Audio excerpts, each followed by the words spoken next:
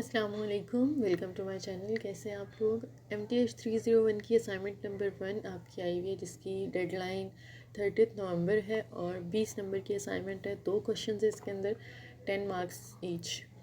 तो सबसे पहला क्वेश्चन, ये आपको रूल्स तो पता होंगे ना, ये आप लोग रीड कर लीजिएगा, ठीक है। कलर फॉर्मेट नहीं होना चाहिए, उसके अलावा आपकी टॉप पे ID लिखी हुई हो फर्स्ट लाइन के अंदर, और MS वर्ड फाइल जो है वो आपने सबमिट करवानी है, वर्ड फाइल, ठीक है। तो सबसे पहला क्वेश्चन जो हमारा है, अच्छा एक और बात यहाँ पे मैं क्लियर कर दूँ कि MTH 201 की भी सेम ही असाइनमेंट है, सेम इन अ सेंस के टॉपिक सेम है, ठीक है। थोड़ी बहुत वैल्यूज़ उन्होंने चेंज की हुई हैं, तो वो आप लोग अगर ये वाली असाइनमेंट समझ लेते हैं ना, तो आप वो भी सॉल्व कर लेंगे। सिर्फ थोड़ा सा फ़र्क है कि यहाँ पे जहाँ पे एक्स स्क्वायर आ रहा है तो उधर उन्होंने एक्स क्यूब दिया हुआ है, और यहाँ पे ये वाला फंक्शन सेम है, ये और ये थोड़ा सा डिफरेंट है, ठीक है। सेम चीज़ आपने फाइंड करनी है, सेम मेथड अप्लाई होगा। तो अगर ये वाली आप लोग अच्छे से समझ लेंगे तो आपकी भी आपको क्लियर हो जाएगी, ठीक है। मैं दिखा देती हूँ, ये 201 की है और देखें बिल्कुल सेम है, सिर्फ ये जहाँ पे स्क्वायर्स थे वहाँ पे क्यूब आ गया है। ये फंक्शन भी सेम है, एक्स और वाई की वैल्यूज़ चेंज होगी, ओके। तो मैंने 301 की सॉल्व की है, 201 की आप लोग खुद कर लीजिएगा जिनका ये सब्जेक्ट है। तो क्वेश्चन नंबर 1 स्टार्ट करते हैं। हमें कहा गया कि बताएं कि ये जो फंक्शन है ये एट पॉइंट 00 कॉन्टीन्यूस है या नहीं है, और इस फंक्शन के 2 हिस्से दिए गए हैं आपको। और आपको पता होगा कि ये मैथ 101 में भी हमने ये चीज़ पढ़ी हुई है कि जब फंक्शन कॉन्टीन्यूस होता है या नहीं होता, तो हमें उसके लिए 3 चीज़ें चेक करनी होती है ना, कि एक तो लिमिट वहाँ पे एग्जिस्ट करती हो, डिफाइंड हो, ठीक है।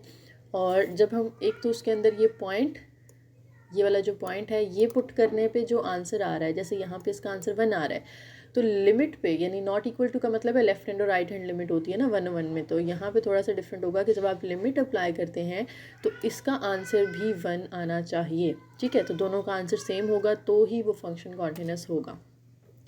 तो सबसे पहले हम इसको सॉल्व करते हैं, फिर क्वेश्चन नंबर 2 पे चलते हैं। तो जनाब देखिए, f(0) तो हमें यहाँ से पता चल गया ना कि ये जब हम 0 इस एक्स वाई की जगह पुट करते हैं, यानी एक्स वाई बिल्कुल 0 होगा, तो हमारा आंसर 1 आएगा, ठीक है। पहला पॉइंट हमें पता चल गया। अब हमें इसको सॉल्व करना है और उसमें हमें लिमिट अप्लाई करके फंक्शन की वैल्यूज़ निकालनी है, और वो भी कितनी आनी चाहिए, 1 ही आनी चाहिए।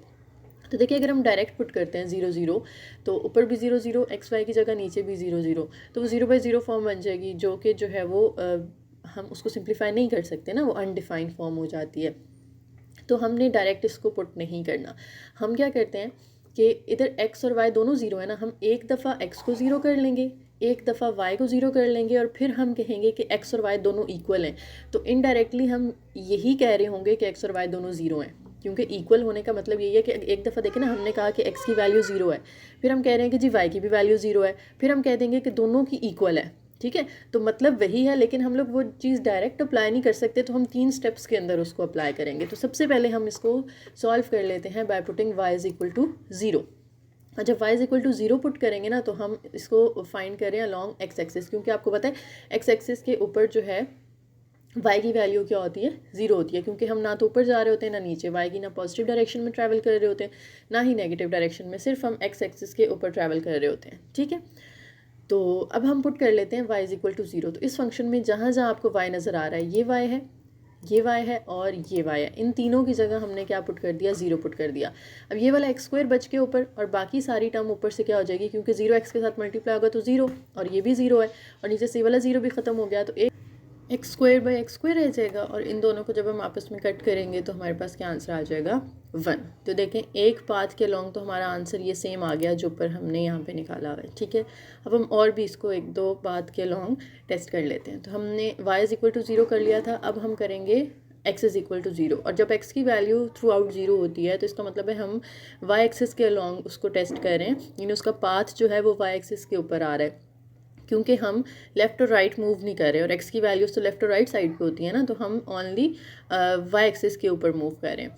तो अब जहाँ जहाँ इस फंक्शन के अंदर, ये फंक्शन हमने दोबारा लिख लिया, जहाँ जहाँ x है वहाँ 0 पुट कर दें, यहाँ 0 आ जाएगा, ये 0 और ये 0, तो वो तीनों हमने 0 पुट कर दिए। तो अब इसी तरह से ऊपर भी एक y स्क्वायर रह गया, नीचे भी एक y स्क्वायर रह गया, कैंसिल आउट होके ये भी हमें क्या आंसर दे देंगे 1 का। अब तीसरी चीज़ मैंने आपको कहा था कि हम y is equal to x के अलॉन्ग भी फाइंड करेंगे, ठीक है, क्योंकि x भी हमने एक दफ़ा ज़ीरो कर लिया, y भी ज़ीरो कर लिया।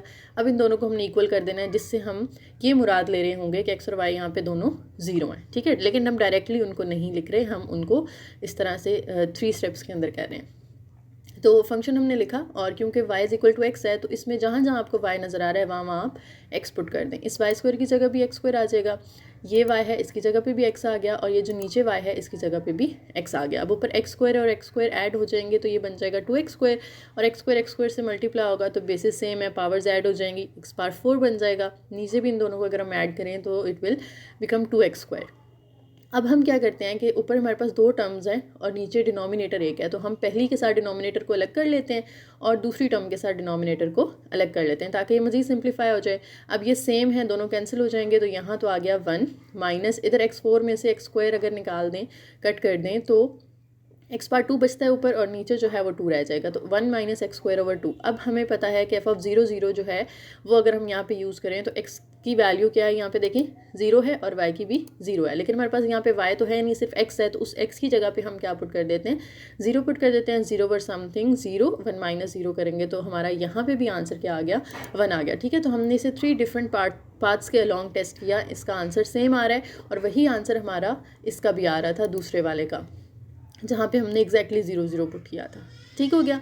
तो अब हमने नीचे कह देना है कि फंक्शन जो है वो कॉन्टीन्यूस होगा, बिकॉज जो लिमिट वाले हमने पार्ट्स लिए और जो ओरिजिनल फंक्शन था 0 वाला, x0 y0 वाला, वो दोनों का आंसर क्या आ रहा है, सेम आ रहा है, so the function is continuous, ठीक है जी। तो क्वेश्चन नंबर 2 के अंदर हमें उन्होंने एक फंक्शन दिया हुआ है एक्स वाई के फॉर्म में, 2 वेरिएबल्स हैं और उन दोनों वेरिएबल्स की अलग से भी वैल्यू दी हुई है in the form of t, x is equal to t cube and y is equal to 3t square. और हमसे कहा जा रहा है कि आपने चेन रूल यूज़ करते हुए df ओवर dt यानी इस फंक्शन को डिफ्रेंशिएट करना है विद रिस्पेक्ट टू t, और आपका आंसर जो है वो सिर्फ t की फॉर्म में होना चाहिए, उसमें कोई और वेरिएबल ना हो, ठीक है।